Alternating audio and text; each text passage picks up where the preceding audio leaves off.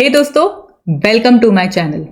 आई am से शिवाली देव पुजारी कार्डा और आज हम ऑडिट का सेकेंड चैप्टर का रिवीजन देखने वाले हैं। फर्स्ट चैप्टर का रिवीजन आई होप आपने देख लिया होगा। कुछ बेसिक्स से रिलेटेड है पहला चैप्टर, ठीक है। And second chapter is all about planning and planning. तो सीए इंटर का ये ऑडिट जो एक सबसे बड़ा डेंजरस सब्जेक्ट माना जाता है, उसके सेकेंड चैप्टर में हम आज प्रवेश करने वाले हैं। सेकेंड चैप्टर की रिवीजन लेने वाले हैं, ठीक है। इस चैप्टर में जैसे मैंने बोला सिर्फ प्लानिंग एंड प्लानिंग है जो हम हमेशा ही करते रहते हैं। तो प्लानिंग का मतलब क्या होता है बताने की जरूरत नहीं है, ठीक है। प्लानिंग ये तो चलती है, एक्शन चलता है कभी कभी। तो चलो बढ़ते हैं हमारी audit strategy, audit planning and audit program की तरफ, ठीक है। Hey CA inter students, KDC आपके लिए लाया है सीए इंटर ऑडिट के recorded classes for May 25, September 25 and Jan 26। और इस कोर्स की खास बात यह है कि आप हमसे फुल कोर्स तो खरीद ही सकते हो, बट अगर आपको इंडिविजुअल चैप्टर्स भी चाहिए तो वो भी हम आपको प्रोवाइड कर रहे हैं, and that too very affordable prices. तो आपको करना कुछ नहीं है, डिस्क्रिप्शन में फॉर्म की लिंक दी है, जस्ट फिल दैट और आपके रजिस्टर्ड मोबाइल नंबर पे सारे कोर्स की डिटेल्स आ जाएगी। तो why are you waiting for, enroll now. सबसे पहली बात, सबसे पहले तो उन्होंने क्या बोला है, ऑफ कोर्स प्लानिंग क्यों जरूरी है, ताकि इफेक्टिव ऑडिट हो, अच्छे से ऑडिट हो। और प्लानिंग की वजह से क्या क्या होता है, ऑडिट में क्या क्या बेनिफिट्स मिलते हैं, हमें इंपॉर्टेंट एरियाज पता चलते हैं, ठीक है। सेकेंडली हम टाइमली प्रॉब्लम्स को आइडेंटिफाई कर सकते हैं, उन्हें सॉल्व कर सकते हैं, ठीक है। कि जैसे अगर कोई ऑडिट की ब्रांच में हमें मतलब ऑडिट जहाँ भी हम ऑडिट कर रहे हैं वहाँ सपोज कोई बैंक की ब्रांच है जहाँ पे कोई काम चल रहा है या फिर काम स्टार्ट होने वाला है, तो if you do the planning तो हमें पहले ही पता चल जाएगा कि वहाँ पे काम चालू होने वाला है, रिनोवेशन चालू होने वाला है, हो सकता है हम काम ना कर पाए, तो हम सबसे पहले प्रायोरिटी उसको देंगे और फिर बाकी की ब्रांचेस करेंगे, ठीक है। के बाद और क्या उसके बेनिफिट्स है, प्रॉपरली ऑडिटर को वो ऑर्गेनाइज्ड करने में हेल्प करता है। प्लानिंग जो भी हमारा काम है, जो भी ऑडिट है, वो इफिशिएंटली ऑर्गेनाइज करने में हेल्प करता है। सेकेंड के बाद जो भी हमारे टीम मेंबर्स होते हैं, जो आर्टिकल्स होते हैं, जो हमारे साथ काम करते हैं, जो ऑडिटर के साथ ऑफकोर्स काम करते हैं, उन्हें एक डायरेक्शन मिलती है और या फिर हमारा जो स्कोप ऑफ वर्क है या एरिया ऑफ वर्क है उसके हिसाब से जो भी कैपेबिलिटीज है उसके हिसाब से हम उसको अलोकेट कर सकते हैं, ठीक है। तो assisting in selection of engagement team members with appropriate level of capabilities. उसके बाद सेम चीज, अब उनको सिलेक्ट तो कर लिया, अब उनको डायरेक्ट या सुपरवाइज करने के लिए हम एवरी टाइम नहीं बैठ सकते, या ऑडिटर एवरी टाइम नहीं बैठ सकता। तो planning helps to direct and supervise the team members. And last, जितने भी लोग काम कर रहे हैं, हो सकता है कि एक ऑडिटर काम कर रहा हो, दो ऑडिटर्स काम कर रहे हैं, उसके साथ कोई एक्सपर्ट्स काम कर रहे हैं, जैसे एलआईसी का ऑडिट वगैरह कर रहे हैं तो उसमें एक्सपर्ट्स की ज़रूरत होती है, ठीक है। तो इन सब का एक कोऑर्डिनेशन बैठाने में प्लानिंग हमें हेल्प करती है, क्योंकि ऑलरेडी हम सब सारी चीज़ें सोच के हम एक एक्शन प्लान करते हैं, ठीक है। सो उसके अकॉर्डिंगली फिर हम एक्शंस लेते हैं। तो जो भी लोग काम कर रहे हैं उन सबका एक कोऑर्डिनेशन बनाने का जो बेनिफिट है हमें प्लानिंग की वजह से मिलता है, ओके। के बाद जो भी हम प्लान करते हैं, इस साल के लिए हमने प्लानिंग की, ठीक है। सो इट्स नॉट नेसेसरी कि बस एक साल की प्लानिंग की and that's okay, that's enough, नहीं, हमें हर साल की प्रैक्टिस करनी पड़ती है, हर साल का प्लानिंग करना पड़ता है, करेक्ट। तो it's not it's a continuous process, ठीक है। प्लानिंग एक जगह या एक टाइम पे या एक दिन की नहीं होती या एक साल की नहीं होती, एक खत्म हुआ we have to go for another, ठीक है।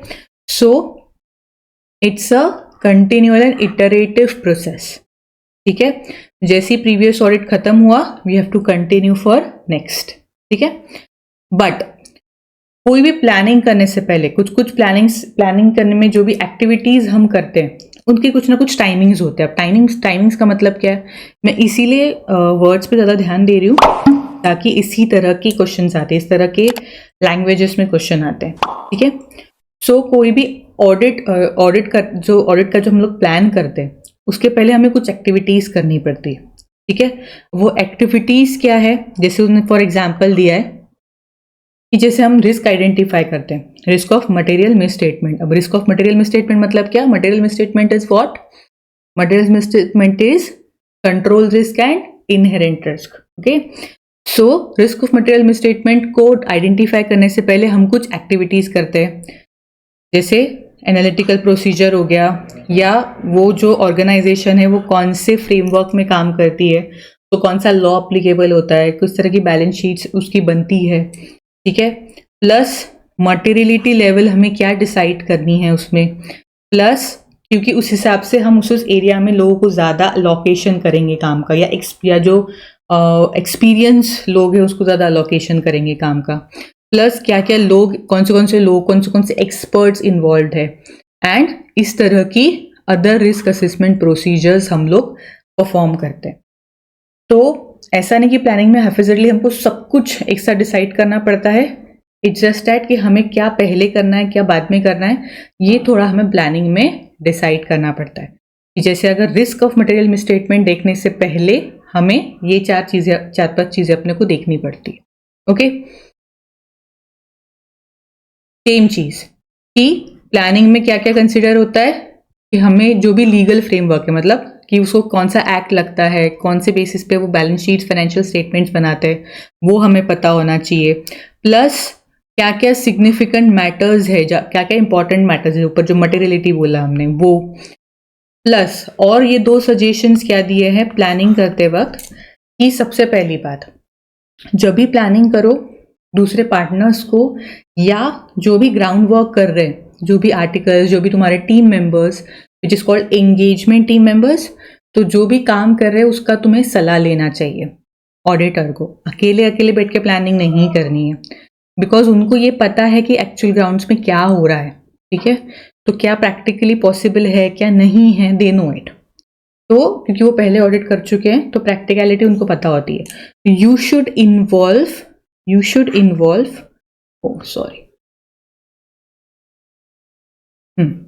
you should involve the team member, you should involve the amongst team member, दूसरे members को भी तुम्हें involve करना चाहिए, ये first thing। and second thing, एक बार तुमने plan out कर लिया, ठीक है, तो उसके बाद you have to discuss it with the management, जो भी कंपनी का मैनेजमेंट होता है उसके साथ तुम्हें डिस्कस करना पड़ता है। अब आप बोलोगे मैम आप शायद भूल गए कि सीक्रेसी रखनी पड़ती है, सब कुछ हमें नहीं बताना है। तो ऑफकोर्स सब कुछ नहीं बताना है, बट जो भी प्रैक्टिकली जो भी हम ऑडिट करते हैं, जो भी वहाँ की मैनेजमेंट टीम होती है, they have to make the arrangements for the auditor and audit team कि, और जो भी जहाँ भी जा रहे हैं, जैसे अगर बैंक की अगर सपोज 10 ब्रांचेज है, वहाँ अगर वो जा रहे हैं तो they have to make the arrangements, उनको इन्फॉर्म करना पड़ता है सामने वालों को। हो सकता है उनका मेन मैनेजर छुट्टी पे हो या छुट्टी पे जाने वाला हो, ठीक है, और हमें तो वही आंसर करेगा, वही सपोर्ट करेगा, ठीक है। तो या फिर जैसे मैंने बोला कि वहाँ पे कुछ रिनोवेशन चल रहा है या चलने वाला है, ठीक है, तो उस केस में हमें जो मतलब ऑडिटर्स को जो भी प्लान करना है वो उतना हमें उनसे डिस्कस करना पड़ता है कि हम इस ब्रांच में इस दिन जाने वाले हैं, दैट्स इट। वहाँ जाके क्या करने वाले हैं, क्या चेक करने वाले हैं, क्या डॉक्यूमेंट्स चेक करने वाले हैं, ऑफकोर्स ये नहीं बताना है। बोलने का मतलब क्या है कि the auditor may decide to discuss elements of planning with the management to facilitate the conduct of the audit. When discussing the matters, care is required in order not to compromise the effectiveness of audit, या उसकी secrecy, या तुम क्या check करने वाले हो ये तुम्हें नहीं बताना है, ठीक है, ये ऑडिटर को नहीं बताना है। तो these are the 2 points related to planning. Okay, अब जैसे मैंने बोला कि प्लानिंग करने से पहले हमें कुछ चीजें कंसिडर करनी पड़ती है, ठीक है। तो अब क्या क्या चीजें कंसिडर करनी पड़ती है इसकी हम और इन डिटेल लिस्ट पढ़ेंगे। अब मैम बोलोगे सबसे पहले तो प्लानिंग ही करते हैं ना, क्या करना है, उसके पहले और क्या कंसिडर करना है, पर जब आप पॉइंट्स देखोगे तो आप कनेक्ट कर लोगे, ठीक है। सबसे पहली चीज, कोई भी ऑडिट स्टार्ट करने से पहले हमें कुछ चीजें बहुत बेसिक से देखनी पड़ती। बेसिक्स मतलब क्या कि सामने वाला इंसान या सामने वाली कंपनी सही से है या नहीं, वहां से स्टार्ट करना पड़ता है। ठीक है, सो इट्स नॉट नेसेसरी कि तुमने अब एक्सेप्ट कर लिया उसके बाद प्लानिंग चलती है। ठीक है, प्लानिंग के पहले की एक्टिविटीज में ये भी आता है कि it is regarding to acceptance and continuation of client relationship. कि उस सामने वाली पार्टी का जो मतलब ऑडिट है वो एक्सेप्ट करना है या नहीं, यहां से पहले की एक्टिविटीज चालू होती है, इसके बाद जाके प्लानिंग आती है। ठीक है, अब ये तुम्हें कब देखना है कि कोई भी न्यू क्लाइंट का ऑडिट एंगेजमेंट लेने से पहले तुम्हें कुछ चीजें देखनी है। ठीक है, या फिर अगर तुम एग्जिस्टिंग क्लाइंट के साथ कंटिन्यू करना चाहते हो तो तुम्हें कुछ चीजें कंसिडर करनी है, या फिर सेम क्लाइंट के साथ कोई नया काम चालू करना है तब तुम्हें कुछ चीजें कंसिडर करनी पड़ती है। ठीक है, ये प्लानिंग की पहले की बातें चल रही है। ओके, तो क्या मैटर्स है जो तुम्हें इन 3 सिचुएशंस में देखना है? कौन से मैटर्स है? सबसे पहले जिसके साथ काम कर रहे हो वो लॉयल है या नहीं, इंटीग्रिटी ऑफ दैट पर्सन। दूसरा, तुम्हारे पास वो टीम है या नहीं। सपोज 50 ब्रांचेस का काम करना है and you have only team of 5, तो यू आर नॉट कॉम्पिटेंट। ठीक है, तो वो चीज देखनी है।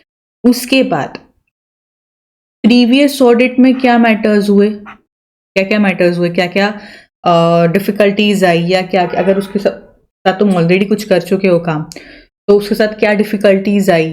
ठीक है, या क्या तुमने माइनस उनको मतलब माइनस उनको कमेंट्स दिए। ठीक है, उनको उन्हें सुधारा है या नहीं। ठीक है, वो सब अपने को देखना पड़ता है।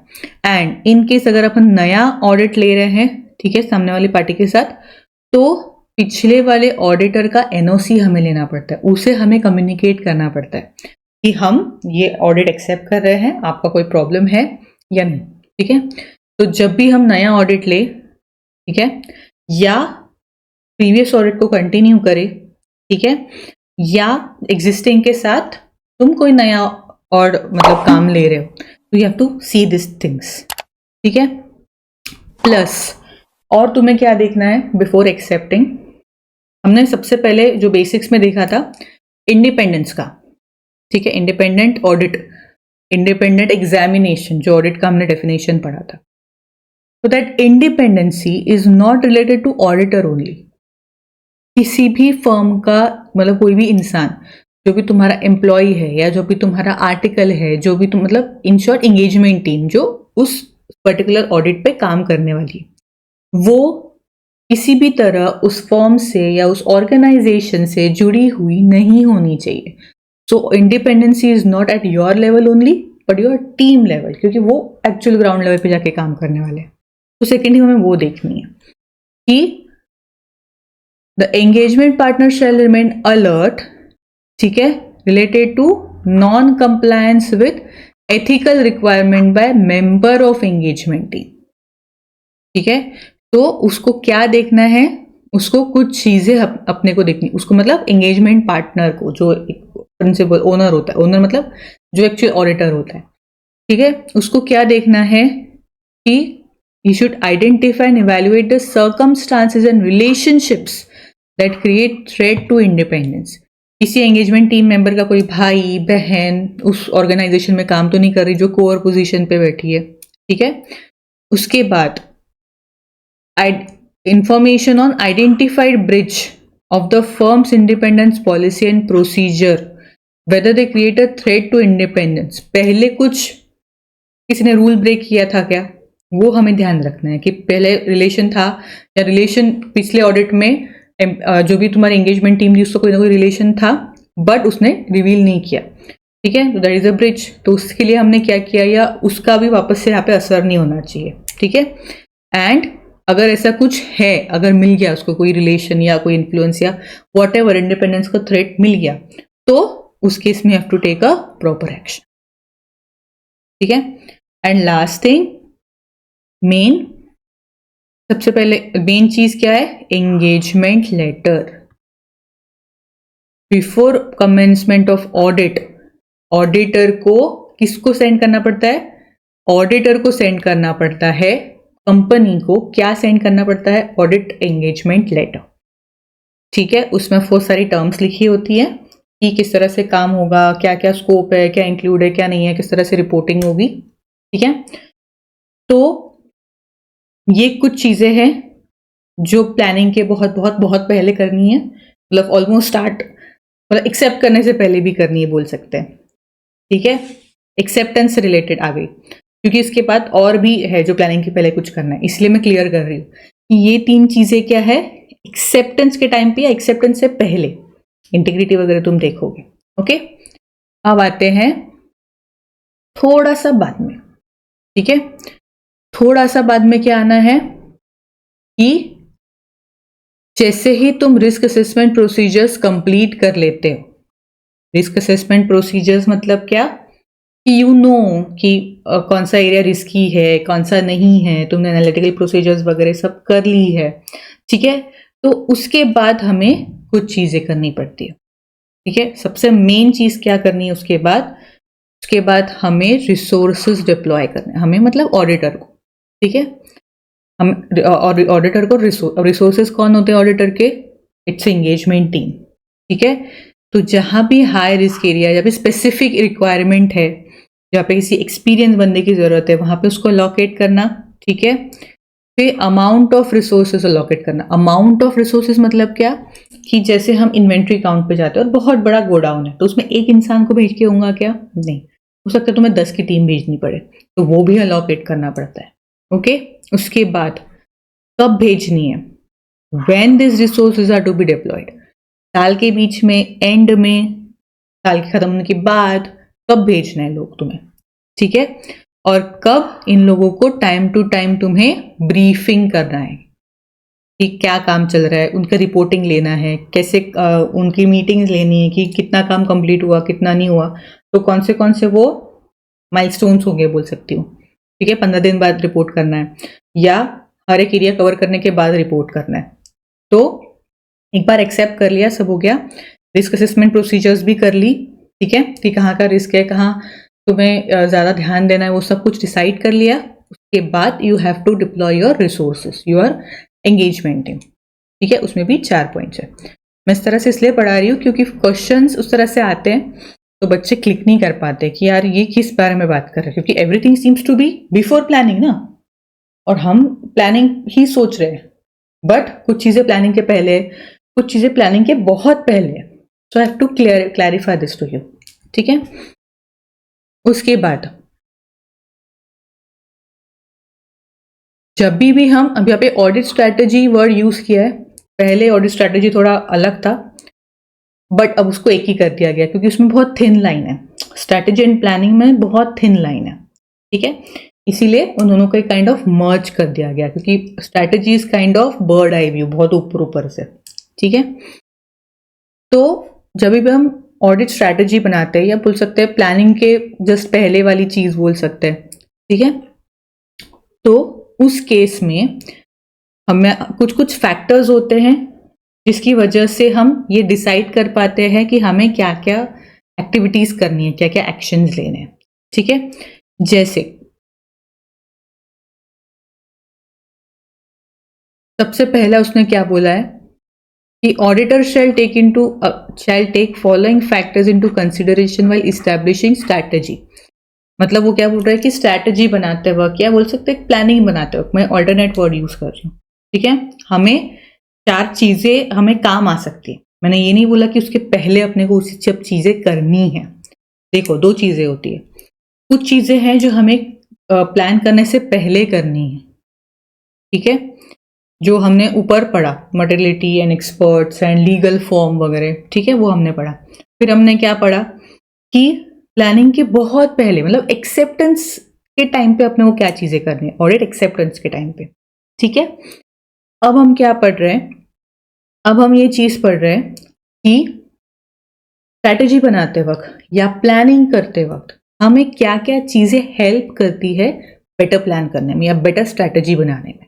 ठीक है, सबसे पहले उसने क्या लिखा है, characteristics of the engagement that defines it's scope. मतलब क्या कि स्कोप का मैंने मतलब क्या बताया था कि हमें क्या काम करना है। ठीक है, हमारे अंडर क्या क्या आता है, हमें क्या क्या चीजें देखनी है, दैट इज स्कोप।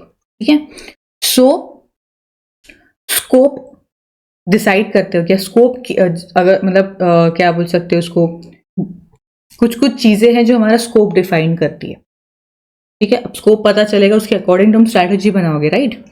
तो वो स्कोप पता करने के लिए क्या क्या उनने फैक्टर्स दिए, कैरेक्टरिस्टिक्स बोला है उसको।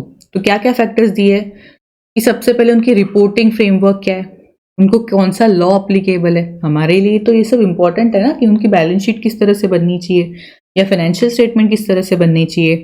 प्लस नेचर ऑफ बिजनेस क्या है, क्यों नेचर ऑफ बिजनेस जानना है, कोई स्पेशलाइज नॉलेज की जरूरत तो नहीं है। जैसे LIC है, उसमें हमें जैसे फ्यूचर का कैलकुलेशन रहता है उसमें कि लोग कब मरेंगे, एंड पॉलिसी जो भी रहती है उसमें एक्सपर्ट की ज़रूरत पड़ती है। ठीक है, बट नॉर्मल एक छोटी सी फर्म का जो बहुत बेसिक है, ठीक है, मैन्युफैक्चरिंग फर्म है तो उसमें मैन्युफैक्चरिंग का नॉलेज होना ज़रूरी है। तो that's why we should know the nature of business, कि कहाँ किस तरह किस एरिया में वो काम कर रहे हैं।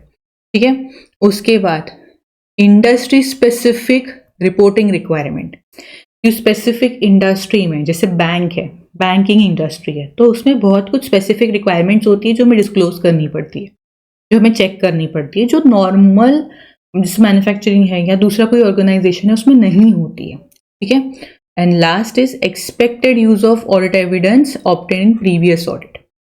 प्रीवियस ऑडिट में क्या क्या ऐसी चीजें हैं जो हम यूज कर सकते हैं।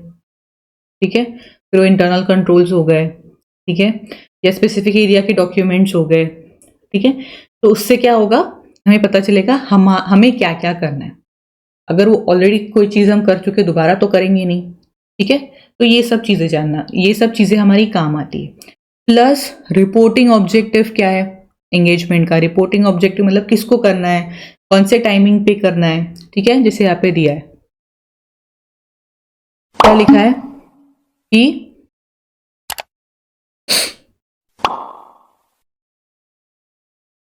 ascertainment of reporting objective help the auditor to plan timing of different audit procedures and also nature of the communication। ठीक है, जैसे क्या बोला है उसने कि कब रिपोर्टिंग करना है, किस तरह का ऑडिट वर्क है, organisation of meetings to discuss the nature, मतलब कब वो मीटिंग्स करनी है। ठीक है, उसके बाद expected type and timing of report कब सबमिट करनी है मैनेजमेंट को। ठीक है, expected communication on the status of the audit work, ऐसा है कि पूरे ऑडिट में, ऐसा नहीं कि पूरा एंड होने के बाद ही हम मैनेजमेंट को बता रहे, बीच बीच में भी अपने को इन्फॉर्म करते रहना है क्या। ठीक है, तो हमें वो माइलस्टोन हमारी स्ट्रैटेजी में बताना पड़ता है कि इतना हो गया ना, we have to convey it to the management कि हम यहाँ तक पहुंचे। ठीक है, तो ये सब चीजें भी हमें हेल्प करती है स्ट्रैटेजी बनाने में। ओके, उसके बाद और क्या है कि ऑडिटर के नॉलेज में, ऑडिटर के नॉलेज में सिग्निफिकेंट मैटर्स कौन से कहाँ कहाँ हमें ज़्यादा फोकस करना है। ठीक है, कहाँ कहाँ हमें एक्सपर्ट टीम बैठानी है, ये सब हमें चीज़ें हेल्प करती है स्ट्रैटेजी बनाने में। पहले करनी है बाद में करनी है ये सब नहीं है। ठीक है, मैं बार बार रिपीट कर रही हूँ। ठीक है, जैसे एग्जाम्पल इसने दिया है, volume of transaction, significant industry development, significant changes in financial reporting framework. तो ऐसे टाइम पे गड़बड़ होने के चांसेस ज़्यादा है, तो हम वहाँ पे ज़्यादा फोकस करते हैं। ठीक है, प्लस प्रिलिमिनरी एंगेजमेंट एक्टिविटी, हमने पिछले ऑडिट में क्या क्या नॉलेज गेन किया रिलेटेड टू, क्योंकि ऐसा तो ज़रूरी नहीं हम नया ऑडिट कर रहे हैं, क्या नया ऑडिट ही करें, पुराना ऑडिट मतलब कंटिन्यू कर सकते हैं ना। किसी ऑडिट का हमने पहले भी ऑडिट किया है पिछले साल, वापस से कंटिन्यू कर रहे हैं, तो उस केस में जो भी तुमने पिछले साल तुम्हें जो भी रिजल्ट्स मिले, फिर इंटरनल कंट्रोल चेक करके हो या कोई पर्टिकुलर एरिया चेक करके हो, असेट, लायबिलिटी, व्हाटएवर, तो उस केस में तुम्हें क्या क्या डिफिशियंसीज आइडेंटिफाई हुई, कितना इफेक्टिवनेस था उनकी इंटरनल कंट्रोल में, तो हम दोबारा उसको नहीं देखेंगे। ठीक है, एंड लास्ट इज कि ascertain the nature, timing and extent of resources necessary to perform the engagement। सबसे पहले तो उनका सिलेक्शन, और दूसरा वो कितने एक्सपीरियंस्ड है। ठीक है, and devotion of more time of areas to the higher risk of material misstatement. तो मतलब कि क्या बोल रहे हैं कि कितने रिसोर्सेज हमारे पास अवेलेबल है। ठीक है, कौन से उसमें से एक्सपर्ट है, उनका हमने कैसे सिलेक्शन करना है, ठीक है। तो ये सब चीजें हमें हेल्प करती है ऑडिट स्ट्रैटेजी बनाने में। क्लियर, यहाँ तक आई होप क्लियर है। अब आता है डेवलपमेंट ऑफ ऑडिट प्लान। अब हम प्लानिंग कर रहे हैं, ठीक है। अब प्लानिंग में हमें 3 चीजें देखनी पड़ती है एज पर SA 300, ठीक है। SA 300 is related to planning, ठीक है। तो क्या बोला है कि SA 300 state that auditor shall develop an audit plan that shall include a description। तुम जो भी प्लान बनाओगे उसमें ये 3 चीजें होनी चाहिए। कौन सी 3 चीजें? Nature, timing and extend of planned risk assessment procedure. Nature मतलब क्या कि कौन से टाइप की ऑडिट प्रोसीजर परफॉर्म करने वाले हो, ठीक है। उसके बाद उसका टाइमिंग एंड एक्सटेंड मतलब किस हद तक उसको चेक करना है, सैम्पलिंग है, 100% है। तो ये 3 चीजें अपने मतलब प्लानिंग में इन्वॉल्व होनी चाहिए related to planned risk assessment procedure. Planned risk assessment procedure मतलब क्या कि जैसे इनहेरेंट रिस्क है, कंट्रोल रिस्क है, उसको हम कैसे चेक करेंगे, ठीक है। वो हमने ऑलरेडी कहाँ उसमें मिस्टेक्स हो सकती है या कौन से एरियाज है जो हमने ऑलरेडी आइडेंटिफाई कर लिए, उसको हमें इन डेप्थ चेक करना है। So that is planned. And further nature, timing and extend of planned further audit procedure at assertion level, ठीक है। सबसे पहले रिस्क आइडेंटिफाई करनी है, ठीक है, एंड मतलब उससे रिलेटेड एक्शंस अपने प्लानिंग में होनी चाहिए। एंड फर्दर मतलब असर्शन लेवल मतलब क्या, एक ट्रांजैक्शन या एक अकाउंट बैलेंस, ठीक है, फाइनेंशियल लेवल नहीं बोल रहे, असर्शन लेवल, ठीक है। तो उस केस में इन डिटेल और क्या हमें चेक करना है ये भी हमारे प्लानिंग में होना चाहिए। सिर्फ रिस्क फाइंड आउट करके नहीं होगा, बाकी के मतलब हर अकाउंट लेवल पे हमें क्या चेक करना है वो भी हमारे प्लानिंग में होना चाहिए, ठीक है। उसके बाद and last is other planned audit procedure that are required to be carried out so that engagement complies with the SA। इसके अलावा SA में और कुछ भी लिखा होगा तो वो भी हमें परफॉर्म करना है, ओके। के बाद अब आते हैं audit strategy and audit plan का क्या आपस में रिलेशन है, ठीक है। जैसे मैंने बोला कि वो बहुत उन दोनों की जो बीच की लाइन है वो बहुत थिन है, ठीक है। Strategy is kind of bird eye view and planning उसके नीचे आता है, ठीक है। तो कभी भी वो इंटरचेंजेबल यूज होता है, वो एक क्लोजली रिलेटेड सब्जेक्ट है या क्लोजली रिलेटेड चीज है, तो एक चेंज होता है तो ऑफकोर्स दूसरा भी चेंज होता है, ठीक है। अब चेंजेस क्यों होते हैं, ठीक है। जैसे हम कोई ट्रिप पे भी जाते हैं तो प्लान हमारा चेंज कब होता है, जब कोई अनएक्सपेक्टेड चीज आ जाती है, ठीक है। उसी तरह ऑडिट में भी कोई अनएक्सपेक्टेड चीज आ जाती है, या हम जैसे फॉर एग्जांपल परचेसेस चेक कर रहे हैं, ठीक है। परचेसेस चेक करते हमने सैंपल बेसिस पे कुछ 10 इनवॉइसेस चेक किए, ठीक है। बट हमें पता चला उस 10 इनवॉइसेस में कि परचेस तो हो रहा है बट माल गोडाउन में नहीं आ रहा है, ठीक है। हमने साइमल्टेनियसली उसकी इन्वेंट्रीज जो आ रहे हैं वो भी चेक किए कि सही में माल गोडाउन में आ रहा है क्या। तो 10 में से सपोज 4 का नहीं आ रहा है, ठीक है, एंड या सपोज 8 का नहीं आ रहा है, so that's a major thing, ठीक है। तो हमारे प्लानिंग में क्या था कि हम सैंपल बेसिस में परचेसेस करेंगे, ठीक है, 10 इनवॉइसेस करेंगे या 10 परचेसेस करेंगे। बट बिकॉज ये एक एडिशनल इंफॉर्मेशन हमारे हाथ में लगी, we have to do the entire purchases. ये बड़ी बात है कि परचेसेस पंच हो रहे हैं बट माल अंदर नहीं आ रहा है, ठीक है। इट्स अ बिग थिंग, तो हमारा प्लानिंग चेंज हो गया। सिमिलरली ऐसे ही अनएक्सपेक्टेड इवेंट या चेंजेस इन कंडीशंस, ठीक है, कई दूसरी जगह ब्रांच है वहां हम नहीं पहुंच सकते, या कोई नेचुरल कंडीशन वहां आ गई या नेचुरल क्लैमिटी आ गई तो हम उस ब्रांच तक नहीं पहुंच पा रहे, तो हमें उसको दूसरी तरह से ट्रीट करना पड़ता है, वहां का डेटा मंगाना पड़ता है या यहाँ से उसका जो भी डेटा है उसको ही चेक करना पड़ता है, ठीक है। तो ऐसे अनएक्सपेक्टेड इवेंट्स की वजह से या हमारे हाथ में कोई नया डॉक्यूमेंट आ गया या नया कुछ हमें मिल गया चेक करते करते, तो उसकी वजह से हमारी प्लानिंग या स्ट्रैटेजी चेंज हो सकती है, ठीक है। सेकेंड थिंग, कि जो भी ऑडिटर प्लान करता है, ठीक है, जो भी ऑडिटर प्लान करता है वो उसके ऑडिट जो भी वो मेंबर्स है वो उनको अलोकेट करता है एंड उसको टाइम टू टाइम उसे रिव्यू करना पड़ता है, ठीक है। अब छोटे ऑर्गेनाइजेशन का काम है, ठीक है, एक इट्स नॉट अबाउट रिलायंस, तुम रिलायंस का नहीं कर रहे हो, तुम एक छोटी सी ऑर्गेनाइजेशन का काम कर रहे हो जिसमें हार्डली 4-5 लोग हैं, ठीक है, उसका तुम ऑडिट कर रहे हो और तुम्हारे साथ 1-2 ही लोग हैं जो ऑडिट कर रहे हैं, या जो भी तुम्हारी एंगेजमेंट टीम है 2 लोगों की है, ऑडिटर की जो भी एंगेजमेंट टीम है। तो ऐसे टाइम पे बार बार रिव्यू करने की जरूरत नहीं कि तुम क्या काम कर रहे हो, तो वो साथ में ही काम कर रहा है तो कंटिन्यूसली तुम्हें बता ही रहे क्या काम चल रहा है, ठीक है। तो उस केस में वो बार बार रिव्यू करने की जरूरत नहीं पड़ती उनका काम, ठीक है। बट उनका काम रिव्यू करने की जरूरत कब पड़ती है, जब उसका साइज या कॉम्प्लेक्सिटी ज्यादा हो एंटिटी की, ठीक है। So these are the factors जब ऑडिटर को उसके एंगेजमेंट टीम का जो भी काम है वो रिव्यू करना पड़ता है, उनको डायरेक्ट करना पड़ता है, ठीक है। सो कौन से पॉइंट्स है, सबसे पहले तो साइज एंड कॉम्प्लेक्सिटी, दूसरा एरिया ऑफ ऑडिट, किस एरिया, जैसे कोई मटेरियल एरिया है या कोई इंपॉर्टेंट जो मतलब जिसमें रिस्क ज़्यादा है, तो ऐसे एरिया में रिव्यू ज़्यादा जल्दी होता है, ठीक है, ज़्यादा जल्दी ऑडिटर पूछता है क्या चल रहा है क्या चल रहा है क्या चल रहा है। बट यही इन्वेंट्री काउंट नहीं बोल सकते, मिसलेनियस एक्सपेंसेस चेक कर रहे हैं तो उस केस में बार बार नहीं पूछेगा, ठीक है। उसके बाद रिस्क ऑफ मटेरियल मिसस्टेटमेंट वहाँ पे क्या है, एंड उस टीम मेंबर की कैपेबिलिटीज क्या है, वो कितना एक्सपीरियंस है, नया नवेड़ा है तो बार बार पूछेंगे, ठीक है।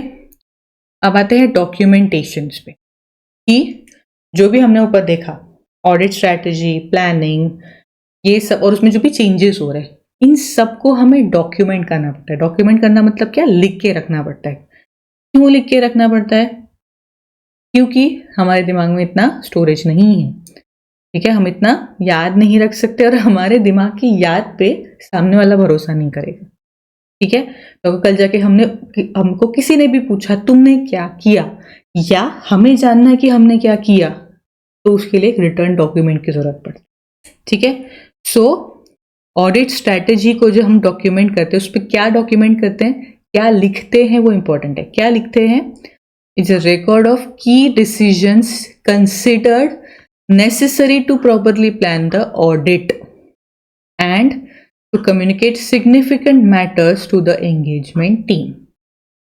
कि ऑडिट से रिलेटेड हमने इंपॉर्टेंट डिसीजंस क्या लिए, प्लानिंग करते वक्त हमने इंपॉर्टेंट डिसीजंस क्या लिए, हमने जो भी हमारी एंगेजमेंट टीम है उनको एक मटेरियल क्या बोलते हैं उसको, मटेरियल मैटर्स करके या इंपॉर्टेंट मैटर्स करके क्या बताया। ये हमने उनको बताया कि तुम्हें सपोज इन्वेंट्री चेक करना है या तुम्हें असेट्स चेक करने हैं, वो बहुत इंपॉर्टेंट है या वो बहुत मटेरियल है, तो वो चीज़ हमें लिख के रखनी पड़ती ताकि कल जाके ऐसा ना हो कि मतलब जो भी हमारी एंगेजमेंट टीम है या जो भी मैनेजमेंट है तो वो बोलेंगे तुमने तो ये चेक ही नहीं किया, तो तुम्हें भी तो पता होना चाहिए तुमने क्या चेक किया, किसको कितना डिटेल में चेक किया, किसको इंपॉर्टेंस दी किसको नहीं दी, तो ये सब के लिए हमें डॉक्यूमेंट करना पड़ता है। उसी तरह प्लान में क्या तुम डॉक्यूमेंट करोगे, planned nature, timing and extend of risk assessment procedure, further audit procedure at assertion level, जो हमने ऐसे 300 में पढ़ा था, ठीक है। तो वो सब हमें डॉक्यूमेंट करना पड़ता है। एंड प्लस अगर कोई चेंजेस होंगे तो जो भी चेंजेस होंगे वो कि क्या क्या तुमने ऑडिट प्रोसीजर में चेंजेस किए और क्या क्यों किए, क्यों ये तुम्हें प्लान, ये प्रोसीजर या तुम्हारा प्लान या स्ट्रेटेजी तुम्हें चेंज करनी पड़ी, वो तुम्हें लिखना है, ठीक है। के बाद अब आते हैं ऑडिट प्रोग्राम पे। दिस इज एक्चुअल, बोल सकते हैं काम करना। ऑडिट प्रोग्राम इज एक्चुअली तुम्हें क्या चेक करना है। अभी तक तो पहले क्या करना है, बाद में क्या करना है, एक्सेप्ट करना है, नहीं करना है, कितने लोग हैं, कौन सा एरिया है, कौन सा इंपॉर्टेंट एरिया है, कौन सा नॉट सो इंपॉर्टेंट एरिया है, कौन से एरिया में कितने लोग भेजने हैं, क्या रिपोर्ट करना है, अभी सब ऊपर ही बातें चल रही थी। अब चलेगा एक्चुअल थिंग कि एक्चुअली तुम्हारे एंगेजमेंट टीम को जाके क्या काम करना है, क्या चेक करना है, परचेज चेक करना है, क्या चेक करना है, इनवॉइस चेक करना है, पेमेंट चेक करना है, इन्वेंट्री में क्या चेक करना है, इनवर्ड चेक करना है, आउटवर्ड चेक करना है, ये सब आता है ऑडिट प्रोग्राम। ठीक है, डेफिनेशन ही वैसी लिखी है, it's a series of verification procedure to be applied to financial statement and accounts for the purpose of obtaining evidence to enable the auditor to express an opinion। तो अभी तक के जो भी हमने किया, it is also part of a kind of evidence, but audit program is the, मतलब audit program हमें मेन एविडेंस देता है जिसके बेसिस पे हम सब, मैंने बोला कि परचेस हम चेक कर रहे थे, बट जो भी इन्वेंट्री है या जो भी माल है वो गोडाउन में नहीं आ रहा था। ठीक है, सो वो नहीं आ रहा था, उसका कोई डॉक्यूमेंट होगा तभी पता चला नहीं आ रहा है, तुमने अकाउंट्स में चेक किया होगा। सो ये सब जो एक्टिविटीज है, जो एक्शंस है, वो प्रोग्राम में आती है, उससे ही तुम्हें एविडेंस मिला कि परचेस सही नहीं चल रहा है या इन्वेंट्री सही नहीं चल रहा है। ठीक है, सो एविडेंस तुम्हें ऑडिट प्रोग्राम से मिला। ठीक है, अब उसके बेसिक एडवांटेजेस डिसएडवांटेजेस देख लेते हैं। सबसे पहले उसने क्या बोला है कि क्या देता है audit program, clear set of instructions to the assistants कि ये करना ये नहीं करना है, खत्म। दूसरा, बड़े बड़े ऑडिट्स करते वक्त हमें एक ये व्यू दे देता है कि एक्चुअल हमने कहाँ कहाँ क्या क्या काम किया, एक पूरा डॉक्यूमेंटेशन, पूरी लिस्ट दे देता है। ठीक है, जो भी इजी अलोकेशन की, जो भी जिसकी कैपेबिलिटी है उसके हिसाब से उसको काम हम अलॉट करते हैं। ठीक है, के बाद ये एक रिटर्न प्लान होता है। मैंने कहा ना दिमाग में इतना स्टोरेज नहीं है, so mental plan is dangerous. ठीक है, रिस्पॉन्सिबिलिटी, जिस भी एंगेजमेंट टीम मेंबर को काम दिया गया है उसके नीचे उसकी साइन होती है कि ये 4 काम तुझे करना है, साइन। तो यू आर एक्सेप्टिंग कि मुझे ये काम करना है, टेकिंग द रिस्पॉन्सिबिलिटी। तो अगर वो काम नहीं हुआ तो हम उसको चिल्ला सकते हैं या ऑडिटर उसको चिल्ला सकता है। ठीक है, तो वही है, so assistant by putting their signature accept the responsibility for the work.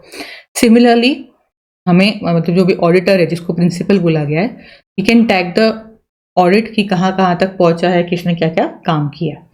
ठीक है, प्लस सेम ऑडिट आगे करना है सक्सीडिंग ईयर में, तो it serve as a guide. में बार बार वो सोचने की जरूरत नहीं क्या करना है। एंड मैंने जैसे बोला, it's a evidence of work done कि हमने ये काम किया। तो कल जाके अगर किसी ने बोला, मैनेजमेंट हो कोई भी हो, तुमने ये काम किया क्या, तो तुम्हें दिखाते आना चाहिए कि हाँ हमने ये काम किया है, हमने ये चेक किया है, हमने ये चेक किया है। तो इट्स अ एविडेंस। ठीक है, बड़ा प्लस है तो माइनस तो होगा ही। तो माइनस क्या है इसका कि तुमने लिस्ट दे दी असिस्टेंट्स को या तुम्हारे जो भी एंगेजमेंट टीम मेंबर्स को है, उनको नहीं पता ये क्यों चेक करना है, क्या चेक करना है, मतलब क्या चेक करना है ये पता है, क्यों नहीं पता। ठीक है, उनको पता है ये लिस्ट में 4 चीजें ली है, परचेस पे टिक करना है, वो टिक कर देते, खत्म। तो क्या इम्प्लीकेशन होगा, तुम्हें कितना ओपन माइंड रख के उसको चेक करना है, वो सब वो लोग नहीं देखते।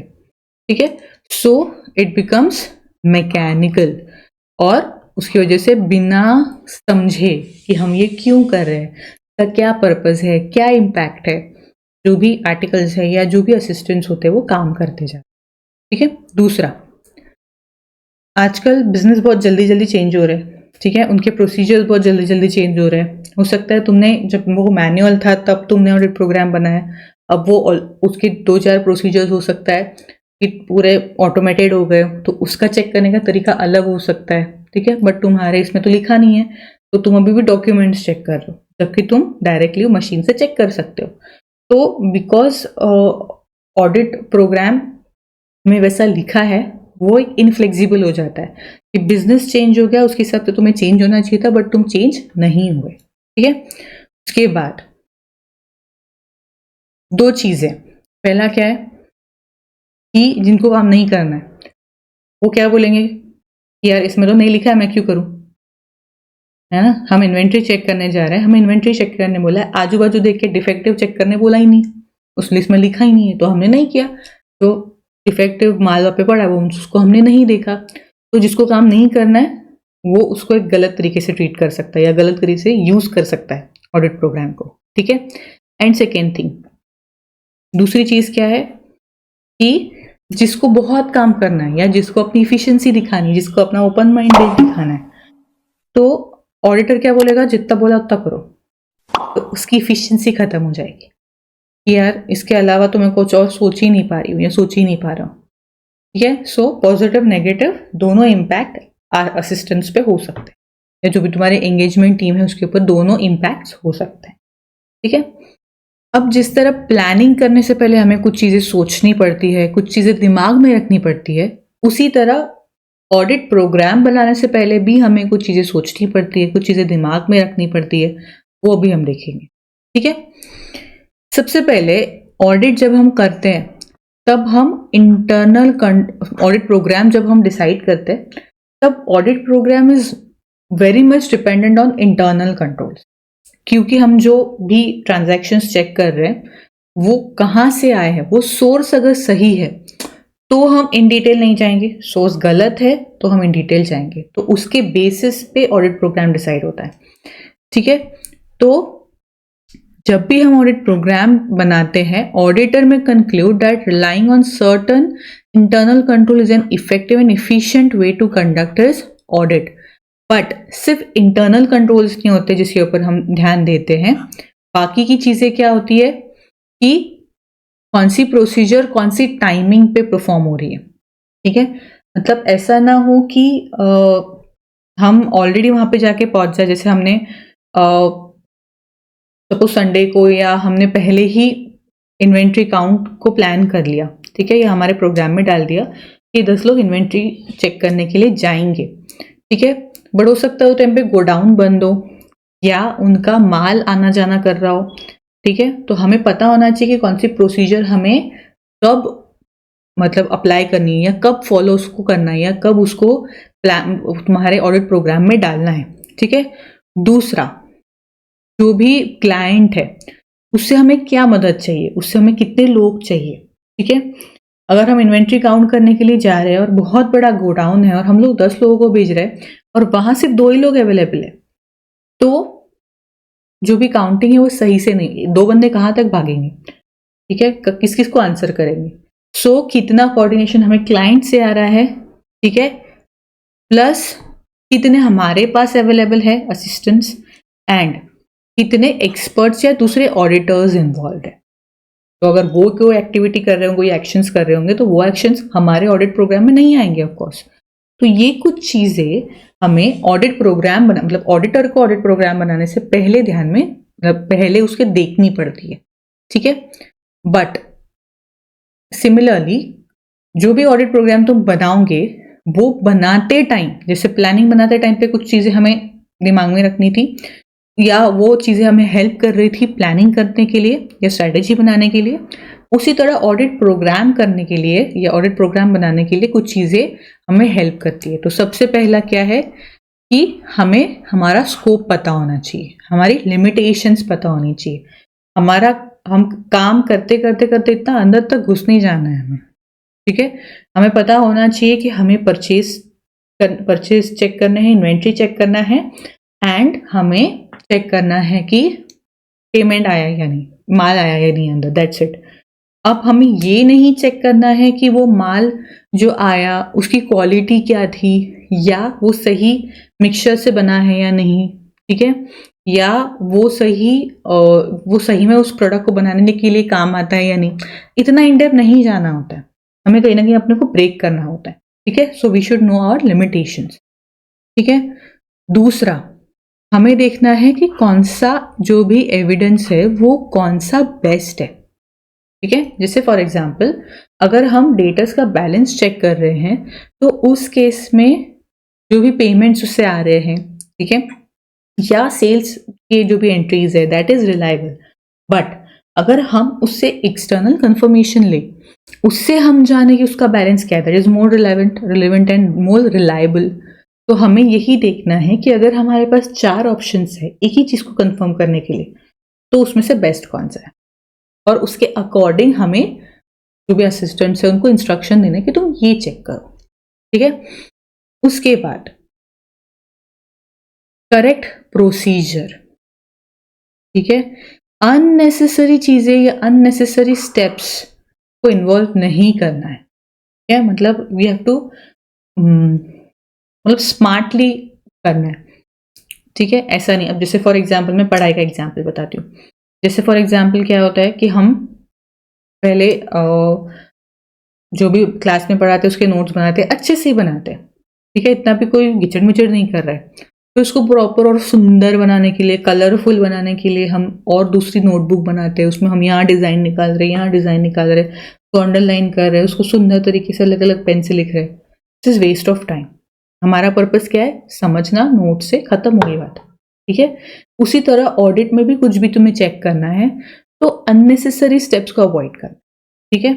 के बाद तुम जो भी प्रोग्राम डिसाइड करोगे या जो भी प्रोसीजर्स डिसाइड करोगे, it should cover all possible errors, जो जो गलतियां हो सकती है, ठीक है। फिर कैपिटल को रेवेन्यू हो सकता है, या अमाउंट ऊपर नीचे हो सकती है, ठीक है, या डेट गलत हो सकती है। तुम परचेस इनवॉइस चेक कर रहे हो, सेल्स इनवॉइस चेक कर रहे हो, उसमें कहाँ कहाँ तक गलतियां हो सकती है तुम्हारे अमाउंट में, पार्टी में, जो भी पार्टी का नाम है, या डेट में, ठीक है, ईयर में, या फिर जो भी माल आ रहा है उसका एंट्री गलत हो सकता है, कैपिटल रेवेन्यू गलत हो सकता है। तो एनीथिंग, जो भी जितना भी हो सब कुछ इंक्लूड होना चाहिए, ठीक है। And coordinate the procedures to be applied to related items, ठीक है।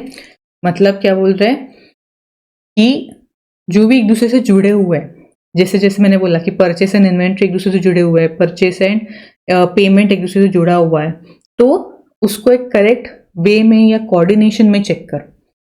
परचेस चेक कर रहा है तो कोऑर्डिनेटली उसका जो भी पैसा पे किया हुआ है उसको भी कोऑर्डिनेटली चेक करो, तो सबका एक लूप बन जाएगा, सबका एक प्रोसीजर, तुम्हारा एक सर्कल बन जाएगा जिसको सही तरीके से चेक करना बोलते हैं, ठीक है। तो ऑडिट प्रोग्राम बनाते टाइम तुम्हें ये सब चीजें ध्यान में रखनी। के बाद कुछ चीजें ऑडिट प्रोग्राम के बारे में। सबसे पहला क्या बोला है कि हर बिजनेस अलग होता है ना। कोई मैन्युफैक्चरिंग है, कोई बैंक है, कोई LIC है, ठीक है। तो LIC का तुम ऑडिट कर रहे हो, तो सारे बिजनेसेस अलग है, तो सबको एक ही ऑडिट प्रोग्राम ऑफ कोर्स नहीं सूट होएगा। सो अकॉर्डिंग टू इट तुम्हें उसको चेंज करना पड़ेगा। Is not suitable for others, एक के लिए जो सुटेबल है दूसरे के लिए सुटेबल नहीं होगा। दूसरा, जो अपन ऊपर डिसएडवांटेजेस पढ़े कि बिना सोचे समझे जो भी असिस्टेंट है वो काम किए जा रहे। सोल्यूशन क्या है? उनको बोलो अपना दिमाग खुला रखे, ठीक है। वही बोला है उसने कि an experience is gained by actually carrying out the work and the program may be altered to take care of situations where left out of original में क्या रह गया था वो हम कवर कर सकते हैं। एक्चुअल जब हम काम करना चालू करते हैं तब हमें पता चलता है प्लस क्या है माइनस क्या है, ठीक है। तो उस केस में जो भी तुम्हारे असिस्टेंट्स हैं उनको ओपन माइंड रखना जरूरी है। ऐसा नहीं इतना लिस्ट में लिखा है तो बस उतना ही करेंगे, ठीक है। This should not be done.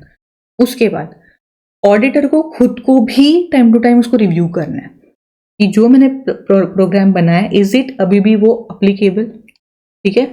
तो वो देखना है। अदरवाइज कोई भी अगर चीज छूट जाती है, ठीक है, अगर कोई भी चीज छूट जाती है तो जो भी ऑडिटर है उसके ऊपर लीगल कॉन्सिक्वेंस आ सकते हैं। So it is very necessary कि तुम्हारा जो ऑडिट प्रोग्राम है वो एब्सोल्यूट ना हो। You have to continuously review it, ठीक है। अब जैसे मैंने बोला कि जो भी ऑडिट प्रोग्राम होता है, हम जो ऑडिट प्रोग्राम या ऑडिटर जो ऑडिट प्रोग्राम बनाता है, क्यों बनाता है, उसका मेन पर्पस क्या है? एविडेंसेस जमा करना, ठीक है। उसी के बारे में थोड़ा सा बोला गया है।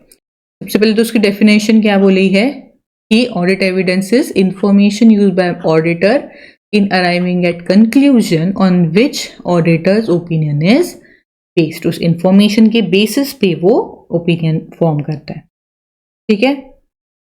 What is best evidence for testing and accuracy of any assertion is a matter of expert knowledge and experience.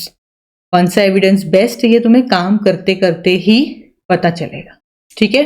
कुछ उसके हमने एग्जाम्पल्स देखे कि documentary, physical evidence, examination, arithmetical calculations, फिर मैनेजमेंट के एक्सप्लेनेशंस, थर्ड पार्टी के explanations, internal control, inter relationships, मिन्यूट्स, ये सब क्या है? इनके थ्रू ये सब टाइप्स बोल सकते हैं कि ऑडिट एविडेंस के टाइप्स, कोई लिखित है, कोई तुम ऑब्जर्व करके करते हो, या कुछ पूछ के इंक्वायरी करके करते हो, पूछ के करते हो. So these are the types of evidence. ठीक है, ठीक है. उसने बेस्ट एविडेंस का एग्जाम्पल क्या दिया है कि हम कैश इन हैंड कैसे, कैश इन हैंड का बेस्ट एविडेंस क्या, उसका डॉक्यूमेंट है क्या? नहीं, एक्चुअल उसका एग्जामिनेशन. ठीक है. सिमिलरली अगर कोई भी तुम्हारी जो भी इन्वेस्टमेंट प्लेज्ड है बैंक में, उसके लिए क्या बेस्ट है? बैंकर्स का सर्टिफिकेट. तो उसने कुछ एग्जाम्पल दिए. और एक इसमें एक चीज है अवेलेबल. ठीक है, अवेलेबल का मतलब क्या है? ठीक है, अवेलेबल का मतलब क्या है कि वो सिर्फ मतलब मैनेजमेंट के पास अवेलेबल है, इसका मतलब ये नहीं है. Other than management, other than company, किसी के पास वो चीज़ अवेलेबल है. जैसे बैंक के पास है बैंक स्टेटमेंट, डेटर्स के पास है उसका कंफर्मेशन, तो ये भी हम एविडेंस में काउंट करेंगे. ठीक है, पहली बात. एंड और एक चीज, सारे केसेस में it is true that all cases one procedure may not bring the highest satisfaction and it may be dangerous for the auditor to ignore any evidence that is available. ठीक है, मतलब क्या बोला है उसने कि जरूरी नहीं है कि एक ही एविडेंस उसका जो भी प्रूफ दे. यू हैव टू कलेक्ट 2-3 जितने भी चीजें अवेलेबल है, जितने भी प्रूफ्स अवेलेबल है, you have to collect that. ठीक है, तो यहां खत्म होता है हमारा चैप्टर 2. ठीक है, अब थोड़े से डिफिकल्टी लेवल्स बढ़ती जाएंगी.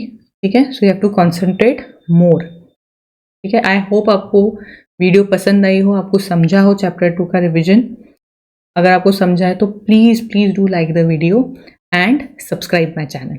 और उनके साथ भी शेयर कीजिए जिनको इसकी ज़रूरत है. कि ऑडिट की ज़रूरत तो सबको, ऑडिट के रिवीजन की सबको ज़रूरत होती है. ठीक है, तो थैंक यू सो मच.